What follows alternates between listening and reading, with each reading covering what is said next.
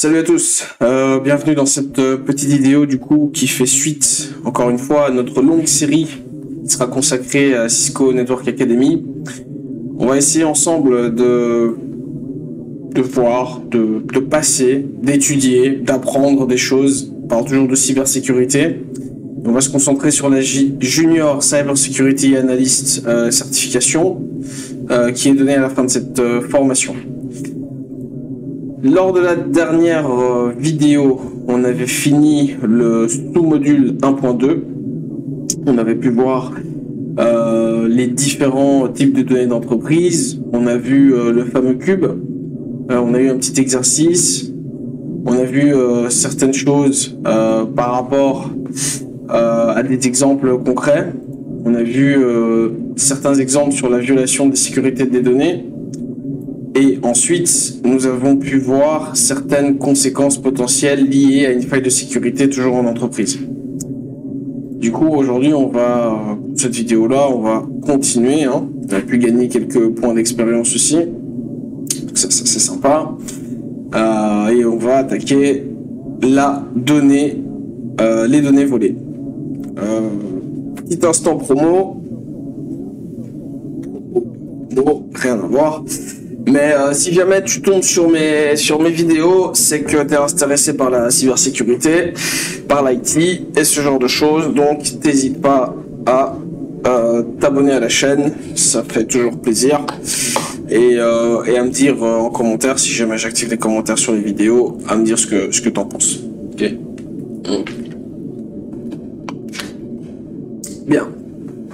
Alors, les données volées. Alors, qu'est-ce qui a été pris?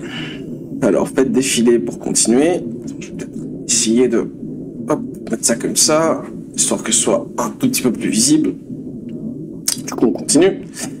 Alors, 1.3. Le scénario numéro 1. Ok, donc là, on va nous donner un petit exemple.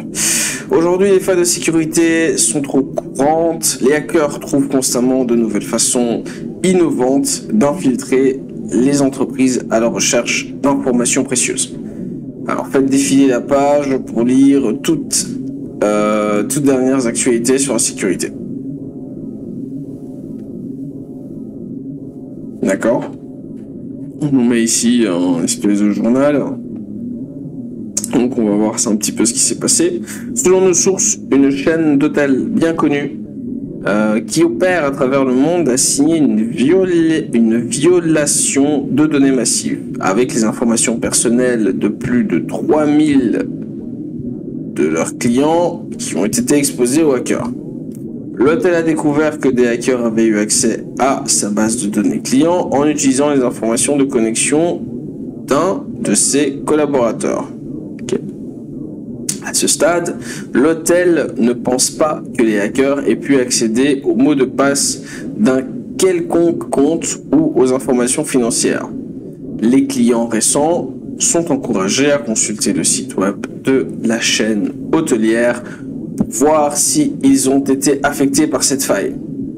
Bien évidemment, on précise que c'est un scénario bien fictif. Ok ? Bien. Alors, dans cet exemple, qu'est-ce que les hackers ont pris? D'accord? On nous dit, l'hôtel a découvert que les hackers avaient accédé à une base de données clients. D'accord? L'hôtel ne pense pas que les hackers aient pu accéder au mot de passe d'un quelconque compte ou information financière. Mais ça, c'est ce qui se passe dans la presse. Je pense que c'est un petit peu le message qu'ils veulent nous faire passer. Il y a une grande différence entre les faits et ce que les RP vont aller balancer à la presse. Ok? Donc, sélectionnez la bonne réponse, puis envoyez. Alors dans cet exemple-là, les hackers ont pris la réputation de la chaîne hôtelière. D'une certaine façon, oui. Parce que c'est arrivé au journal, c'est leur réputation qui fait en pâtir, affecté, donc ça affecte des millions de clients. Bon, pas très réputé. En fait, moi, je suis une personnalité célèbre, j'ai des choses un petit peu que j'aimerais ne pas exposer au public. J'aime autant que mes informations personnelles ne soient pas divulguées et soient mises entre les mains d'une société qui se fait aussi facilement pirater. Alors, Qu'est-ce que les hackers ont pris? Les noms, adresses mail, les numéros de téléphone de plus de 3 millions de clients d'Etel. Ouais, ah oui, c'est pas choix multiple, d'accord.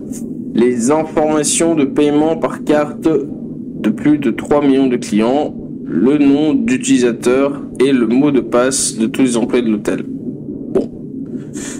Alors, on va un petit peu relire le truc. Donc, sur une source de chaîne hôtelière bien connue. Ok, très bien. Violation de données massives avec des informations. Donc, ok. Alors, une chaîne 1 opère à travers le monde. On va signaler une violation de données massives avec des informations personnelles de plus de 3 millions de clients exposés aux hackers. Ok, donc, les informations ont été exposées. L'hôtel a découvert que des hackers avaient eu accès à la base de données des clients en utilisant les informations de connexion d'un de ses collaborateurs. Ok. Simplement, base de données. À ce stade, l'hôtel ne pense pas que les hackers aient pu accéder au mot de passe d'un quelconque. Ok. Information financière. Ok. Ben ici, selon ce que je vois, on nous dit tout simplement que, il y a une grosse base de données avec les informations personnelles de plus de 3 millions de clients. Donc, on parle d'informations personnelles. Je pense qu'il s'agit de noms, adresses mail et numéros de téléphone de plus de 3 millions de clients de l'hôtel. Je pense qu'il s'agit de ça. Après, on verra, on ne va pas tergiverser. Bah oui, c'est exact. Les hackers ont volé les informations personnelles de plus de 3 millions de clients à l'hôtel.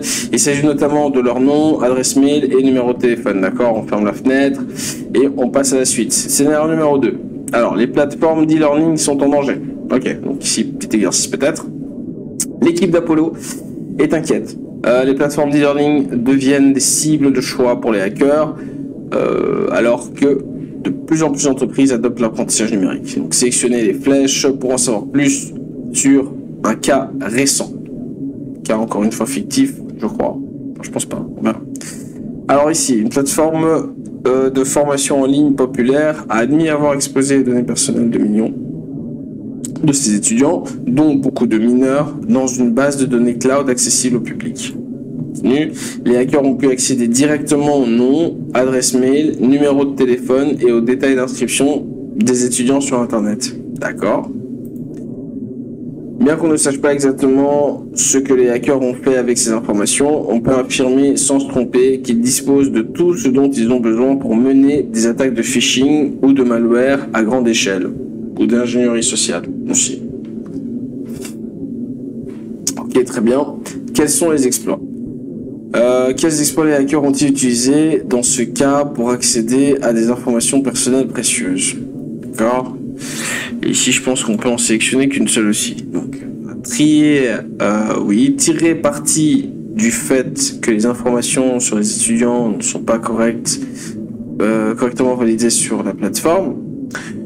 Contournement des méthodes de contrôle d'accès à la plateforme, faiblesse dans les pratiques de sécurité de la plateforme, extraction d'informations lorsque le volume de données des étudiants dépasse la capacité de stockage de la mémoire tampon de la plateforme. Bon. Alors, voyons voir un peu. Une plateforme populaire admis avoir été exposée aux données personnelles dans une base de données cloud accès au public. Ok, les hackers ont pu accéder directement. Non. Ouais, mais concrètement, il y a eu une faiblesse dans la pratique de sécurité de la plateforme. Parce que selon moi, la base de données, il me semble, donc la plateforme en ligne, exposer des données personnelles dans une base de données cloud accessible au public. À mon avis, ces données-là ne devaient même pas se trouver dans une base de données cloud qui donne accès au public en fait. Et après, on voit ce que les hackers ont fait, etc., etc. Donc, à mon avis, c'est une faiblesse dans les pratiques de sécurité de la plateforme. Il n'y avait pas eu de contournement, il n'y a pas eu de tiré parti des informations, c'est pas correctement validé par non. Je pense que voilà, c'est exact. Voilà.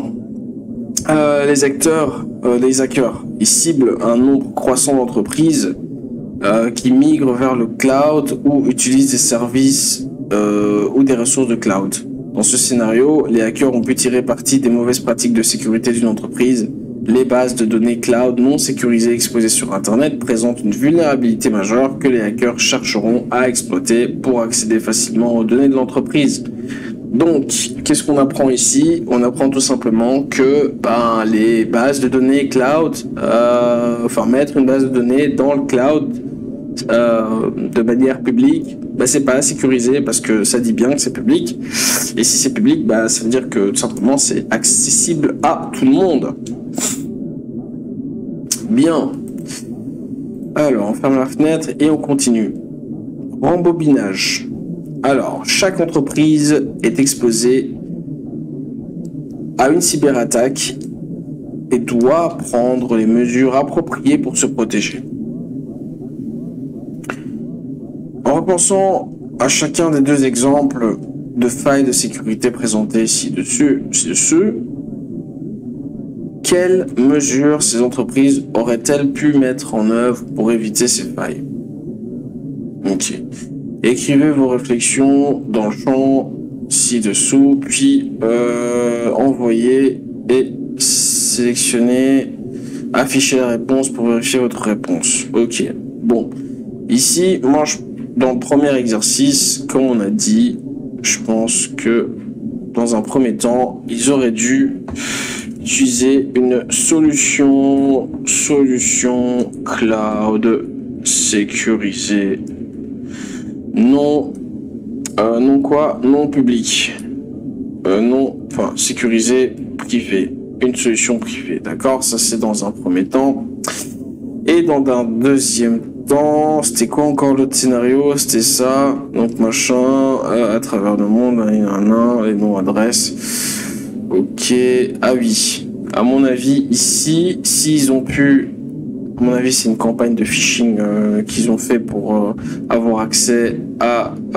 les hackers aient pu accéder au mot de passe d'un quelconque compte ou aux informations financières. Ouais. Donc, à mon avis, ici, c'est vraiment plus... comme on avait vu... de la formation continue, ici, formation continue, on me casser la tête, on affiche la réponse, tac. Alors, on va nous dire un petit peu ici ce qu'ils auraient dû faire. Dans les deux cas, les entreprises doivent investir dans de meilleures pratiques de sécurité, ça clairement.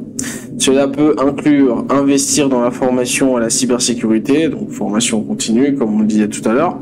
Alors, appliquer l'authentification à 2 facteurs pour les collaborateurs qui accèdent aux fichiers et aux applications contenant des données sensibles, oui.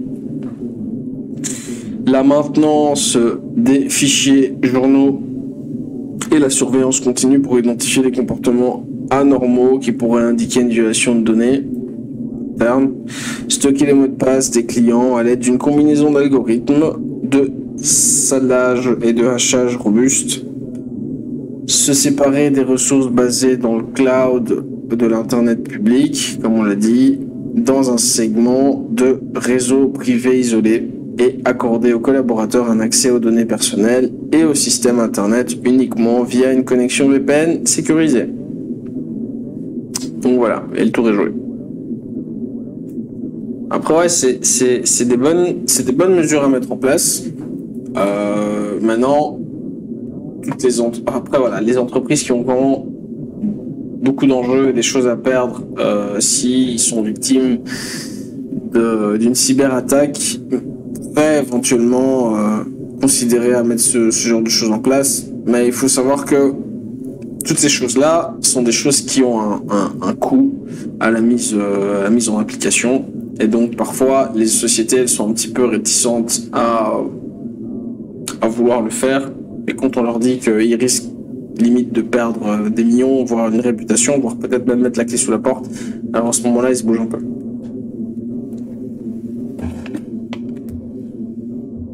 Bon, nickel. Ce qui est la réponse, et on continue. Alors, les principaux enseignements. C'est simple, une faille de sécurité est un incident qui entraîne un accès non autorisé aux données, aux applications, aux services et aux équipements, exposant des informations privées que les hackers peuvent utiliser à des fins financières ou autres. Mais il existe de nombreuses façons de vous protéger, vous et votre entreprise. il est important d'être conscient des cybermenaces courantes et de rester vigilant afin de ne pas devenir la prochaine victime. Voilà, donc vous êtes prévenus. Alors, qu'est-ce qu'on peut dire par rapport à ça? Oui, effectivement, bah ouais. Enfin, de sécurité, incident, oui, ça peut... une fois qu'on infiltre ton système d'information, évidemment, tes applications, tes services et tes équipements qui sont exposés, d'accord, de manière virtuelle, mais aussi faire attention à, voilà, à sécuriser ces installations physiques, parce qu'on n'y pense pas souvent. Et effectivement, oui, il y a de nombreuses manières qui existent de se protéger. Là, on a cité quelques-unes, mais je pense que tout dépend du niveau de maturité dans lequel tu te trouves. Mais il y a beaucoup de moyens et de manières de sécuriser contre les cybermenaces. Alors, 1.3.7, en savoir plus. Et on a bientôt fini le sous-module 1.3. C'est pas mal. Alors, vous voulez en savoir plus? Recherchez d'autres exemples de failles de sécurité récentes. Dans chaque cas, pouvez-vous identifier qu'est-ce qui a été pris, quels exploits les hackers ont-ils utilisé? Donc l'exploit, c'est la faiblesse, entre guillemets, qu'ils ont utilisé, et quelles mesures pourraient être prises pour empêcher la faille de se produire à l'avenir. Notez vos conclusions dans ce document. On a un petit document ici. Je vais faire un clic droit et je vais faire ouvrir dans un nouvel onglet qu'on va juste checker histoire de voir à quoi ça ressemble. Ouais. Donc, très bien. En fait, comme on avait vu dans la première vidéo d'introduction, quand on montrait un petit peu la formation, il y avait toute une série de choses, de ressources qui étaient fournies, en fait. Et ce document-là en fait partie. Donc c'est un exercice assez intéressant. On pourrait faire l'exercice dans une vidéo, en fait, en vrai. Donc ça peut être assez marrant. Voilà, prochaine étape.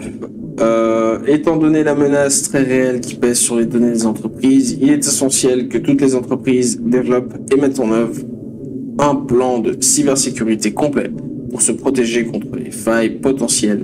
Mais contre qui sont-elles protégées?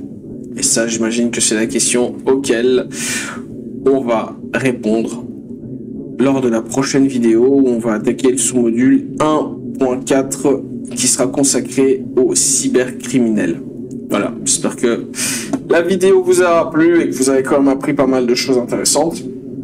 Si c'est le cas, voilà, encore une fois, mettez un like, abonnez-vous si vous êtes intéressé par la cybersécurité, l'apprentissage de la cybersécurité de manière totalement ludique. Allez-y. Et nous, on se voit dans la prochaine vidéo. Allez, tchuss.